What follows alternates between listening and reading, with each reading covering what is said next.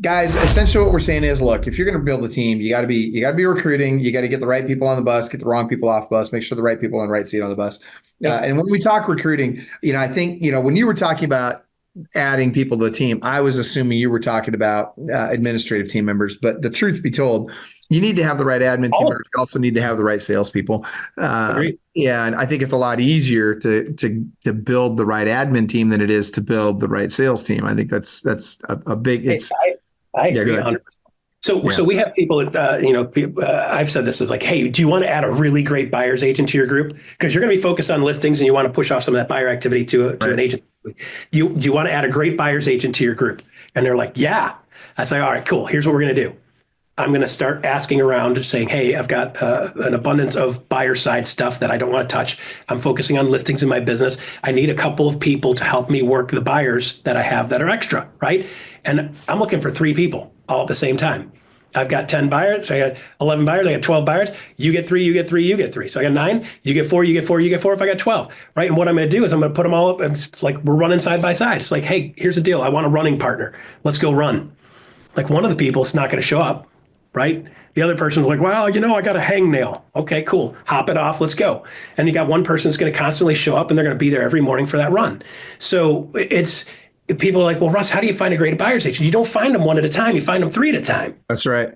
Because I know in 6 months, if I can have somebody doing something consistently over 6 months, it's like, hey guys, I'm going to invest my time in the people that are actually doing the work. I'm going to reinforce and I'm going to invest my time in the people that are doing the work. If you don't do your part, that's on you. So listen, if you work with me and you're not successful, that's on you because I know what I'm doing. I Right. know I'm always going to be successful and we're always going to be clear on exactly what is expected of you. And I'm not going to ask you to make a bunch of random phone calls to a bunch of random nonsense. I'm going to say, we're going to send this to everybody you know and I know. And anybody that picks up the phone and calls us, we're going to talk to them, of course.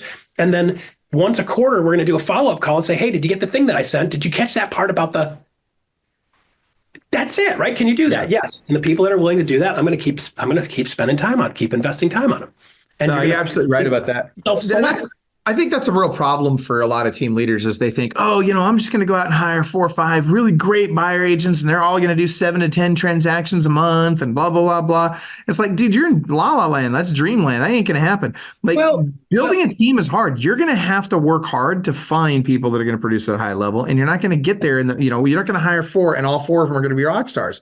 You're going to hire 4 and you're going to think they're all going to be rock stars. And one of them is going to turn out to be a rock star. And the other 3 are going to turn out to be and that doesn't make them bad people. That just means they're not going to they're not going to be producing the kind of numbers you think they're going to be producing, right? Michael, so here's the issue, and this is kind of funny because I'll tell people, ask yourself these questions first, right? Ask yourself these questions and make sure you're clear on what these questions are. And this is one of the main recipes that I've run with a bunch. And it took me a long time of banging my head against the wall to realize that this is the way I need to have the conversation. So when we get into doing conversation with any human, okay, so I'm going to build a team and I need a person, right? This is the person I'm looking for. A lot of people are like, well, Russ, this is what I want. I'm like, no, that person doesn't need you, right? We've had this conversation about ducks and eagles before, right? So what I want to do is I want to find a person that is somewhere now and they want to be more. And this is an interviewing conversation process. This is the joy and beauty of recruiting. The beauty of recruiting is like, what I'm looking for, Michael, is I'm looking for somebody that's at 2 or 3 sales right now that wants to be at 20. Who do you know? So every single person I do a transaction with, anybody that shows any of my houses, hey, just a quick question before we go. Thanks for showing the house. Just wanted to let you know we went under contract. And by the way, just in case if we list another house that's like this, I know you got a buyer looking for this. I'll let you know first. Is that cool? And they're like, dude, are you kidding? In a low supply market, you let me know what's coming on the market first in this neighborhood. Your buyer want to live in this neighborhood. If I get another listing, I'll let you know first. Cool? And they're like, yeah, dude, that's great. Hey, by the way, I'm looking for somebody that's like 2 or 3 sales a year that wants to be at 20. Do you know anybody that fits that? These are people we've already worked with. They've already done something. Right. They know I've got some lists. And somebody be like, hey, well, what about me? Okay, great. Well, would you be open to having this conversation? Yeah, cool, good. So let's schedule a time to do that. I'm not going to do it right now. I want to schedule a time to do it. Number 1, because I want to know if they can control their schedule. Number 2, I want to see if they can show up on time. And when we start this conversation, I'm going to start this conversation to go something like this. Let's tell me where you are now. Because the agent's going to sit down. What happens in this industry is we get in a conversation with an agent, and the agent automatically puts us in a headlock, and they're like jackhammering me in the face. They're like, well, I can go down the street, and Michael Hellickson said he'd give me a 95% split, and he's going to give me 15 leads a week. And I'm like, okay, cool, go. Then go to him. Knock yourself out. If that's important, you can go for it, right? So when somebody starts that stuff, I say, hey, hang on a second. Before we even get into any of this, and this is for team leads and brokers also, by the way, and ask yourself, before we get into any of this, I want to make sure you and I are a good fit first. Because if we're a good fit, let's keep on talking. If we're not a good fit, then there's no point in talking about what we're going to do and what I'm going to do. Because we want to talk about what I'm going to do, and I want to talk about what you're going to do. So tell me where you are right now. What do you love to do? By the way, Chris Voss said this on stage. He was in Detroit. We had him as a guest speaker for one of our events in Detroit. And Chris Voss said, if you want to shift in a hostage negotiation, you got to ask them, it's like, tell me what you love about where you live, or tell me about something you love, or tell me what you love about your family. Tell me about your, if you can get them to talk about something they love, it changes the whole demeanor of a human. It changes the whole interaction with a human. And I thought, oh my gosh, I've been doing this in my process forever. Because I will ask them one of the first things early up, what do you love to do in this business? What do you not love to do in this business? Because if they say, I just love working with buyers and lurking sellers and showing houses, and if they say, and I say, what do you don't love in this business? Wow, I hate doing the follow. I don't like doing the follow-up, and I don't like doing the paper. But get them to tell you who they are up front before I tell them what I'm looking for. So here's the deal. You go on a date. You and I go on a date. It's like, Michael, tell me what you're looking for in a guy. And you're like, well, Russ, I'm not looking for a guy. I'm looking for a girl. What are you talking about? All right. Good to hear, right? That tells me a lot, right? I mean, today, okay. So let's pretend, okay. So tell me what you're looking for in a guy. And you're like, well, I want blah, blah, blah, blah, blah, blah, blah. And then you're like, well, tell me about yourself, Russ. And I miraculously, I happen like to check all those boxes. I like long walks on the beach, and I love dogs too, all of a sudden, right? So if you tell them what you're looking for, then ask them what they want. They're going to tell you, they're just going to parrot it back to you.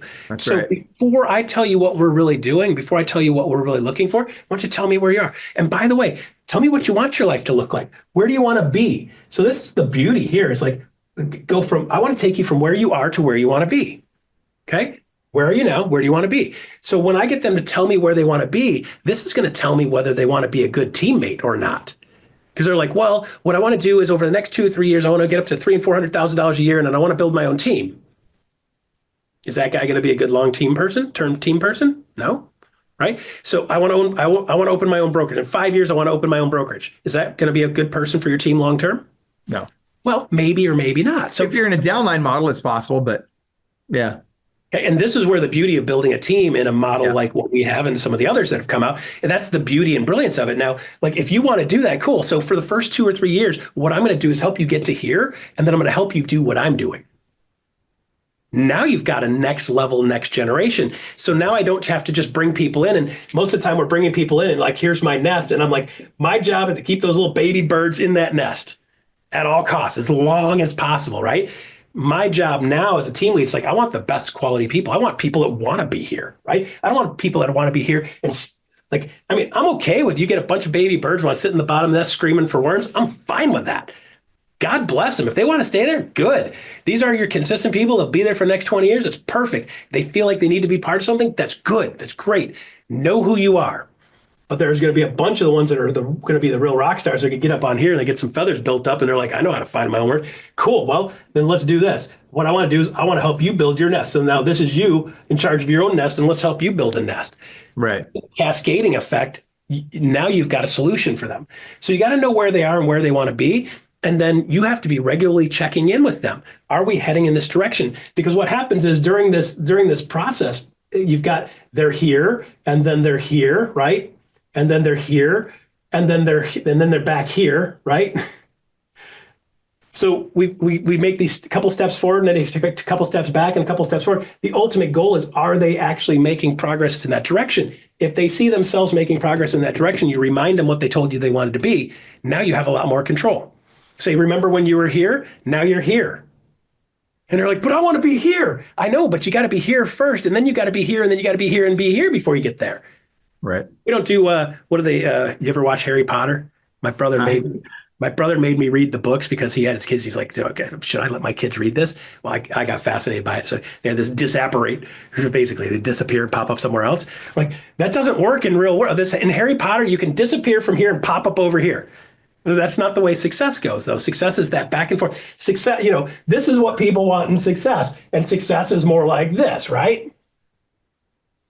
Yeah, success is definitely messy. You're not wrong. Club Wealth is the only coaching company on the planet that will literally guarantee that you will double your income or make at least an extra $100,000 your first year coaching with us, or we will give you 100% of your investment back. Click the link below, sign up for the appropriate tier level, and let's get you a strategy session today. And I promise you, I 100% guarantee you, promise you that you will walk away with a heart full of gratitude for the time that we took for you because you got so much value out of that call. Schedule your strategy session today. I promise you'll be glad you did.